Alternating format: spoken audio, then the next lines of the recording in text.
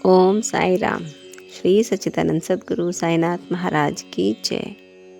मैं साई रीना, साई लाडली रीना चैनल की तरफ से आप सभी भक्तों का स्वागत करती हूँ। साईं भक्तों, आज हम साईं सच्चरित्र की कथा 26 का श्रवण करने जा रहे हैं। कथा का शीर्षक है श्रद्धा, सबूरी और बाबा की अद्भुत कृपा। ये कथा हमें सिखाती है कि जीवन की सबसे बड़ी पूंजी श्रद्धा और सबूरी है। जो भक्त सच्चे मन से साईं बाबा पर भरोसा करते हैं, बाबा उसकी हर परीक्षा में उसका हाथ थामे रहते हैं। तो आइए बाबा का नाम लेकर आज की ये कथा प्रारंभ करते हैं। ओम साई राम। शिरडी में एक भक्त रहता था। वो साईं बाबा से बहुत प्रेम करता था, अर्थात उन्हें बाबा पर पूर्ण विश्वास था। प्रतिदिन काकड़ आरती से लेकर शेज आरती तक वो बाबा के दर्शन करता, सेवा करता और मन ही मन बाबा से अपने दुख सुख कहता रहता। लेकिन समय सदा एक सा नहीं रहता। धीरे धीरे उस भक्त के जीवन में भी कठिनाइयां आने लगी।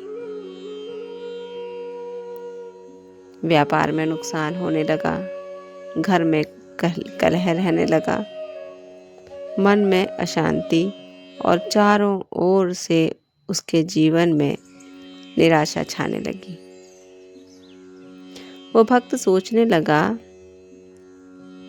कि मैं तो साईं बाबा की इतनी सेवा करता हूँ, फिर मेरे जीवन में इतने कष्ट क्यों आ रहे। एक भक्त जो रात दिन अपने ईश्वर परमेश्वर की सेवा कर रहा है, पूजा पाठ कर रहा है, उसके बावजूद उसके जीवन में जब कठिनाइयाँ आती हैं तो कहीं न कहीं उसके मन में शंका पैदा होती है तथा उसका भक्ति से मन डगमगाने लगता है।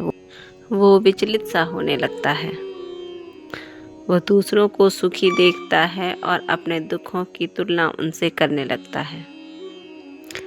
कभी कभी उसके मन में ये विचार आता है कि क्या साईं बाबा मेरी सुन भी रहे हैं?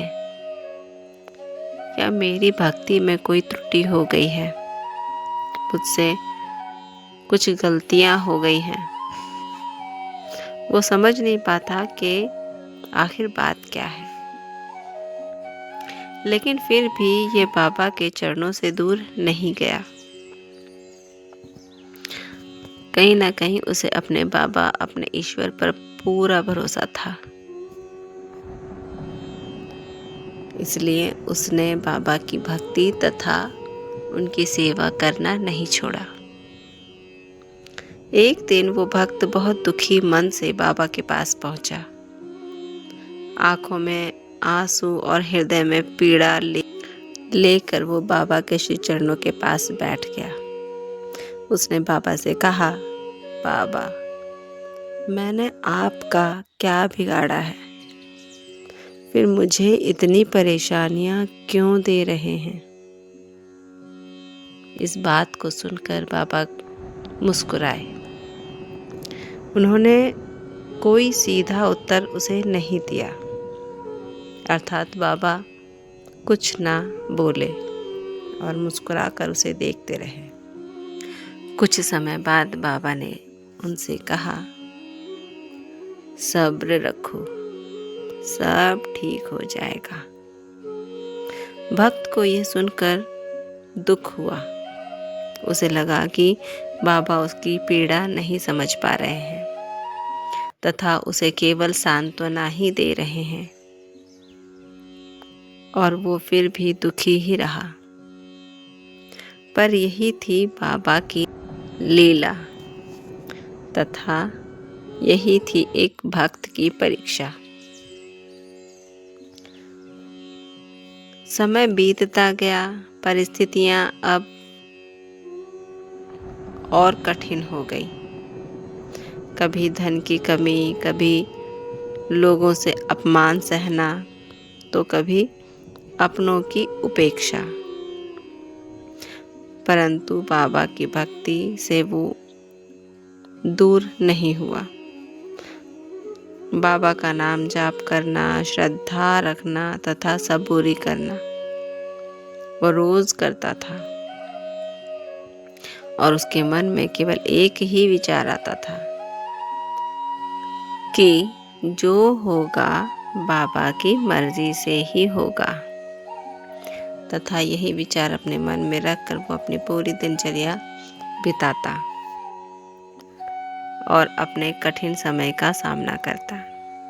मन में श्रद्धा रखी थी तथा सबूरी उसके तन बदन में छाई हुई थी।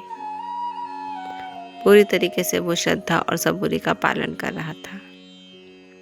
एक दिन अचानक भक्त के जीवन में बदलाव आने लगा। जहाँ रास्ते बंद थे वो सारे रास्ते धीरे धीरे खुलने लगे। जो काम वर्षों से अटके हुए थे अब वे अपने आप धीरे धीरे पूरे होने लगे। उसके मन को शांति मिलने लगी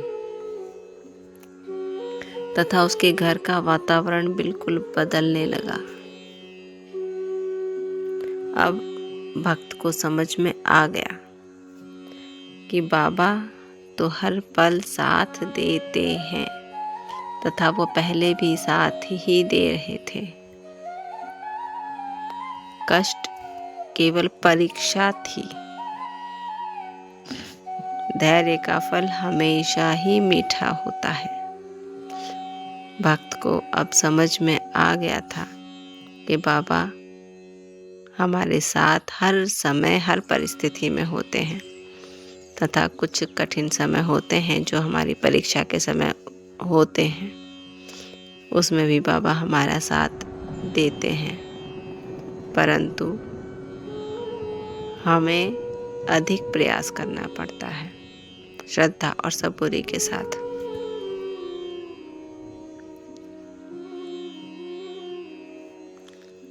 बाबा कहते हैं, मैं भक्तों को कष्ट नहीं पहुंचाता, मैं केवल उन्हें मजबूत बनाता हूँ।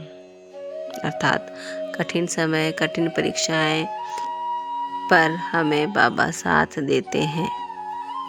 केवल हमारे कर्मों की वजह से हमारे ये कर्म गति में तथा कठिन समय में तथा परीक्षा में बदल जाते हैं। तथा बाबा कहते हैं, जो मुझे सच्चे मन से याद करता है मैं उसका भाग्य थाम लेता हूँ। अर्थात मैं उसके भाग्य की डोर थाम लेता हूँ। जो मुझ पर विश्वास करता है, सच्चे मन से मुझे याद करता है। हमारे कर्मों का फल हमें भोगना है, परंतु यदि हमने ईश्वर भक्ति में अपना जीवन व्यतीत किया, बाबा पर पूरा विश्वास किया, तो हमारे जो कर्मों की गति है, जो गलत कर्म है, हमारे पाप कर्म है, उनसे हमें छुटकारा मिल जाता है या वो कम हो जाते हैं। तथा बाबा कहते हैं, श्रद्धा रखो, सबूरी रखो, मैं तुम्हारे साथ हूँ। अर्थात जो भक्त अपने कठिन परिस्थितियों में या कुल मिला के किसी भी परिस्थिति में अपनी श्रद्धा नहीं छोड़ते, बाबा पर भरोसा, श्रद्धा, विश्वास नहीं छोड़ते तथा सबूरी का आंचल नहीं थाम के रखते, उनका साथ बाबा नहीं देते। इस कथा की सीख है कि साईं बाबा कभी देर नहीं करते, वे वही सही समय पर कृपा करते हैं।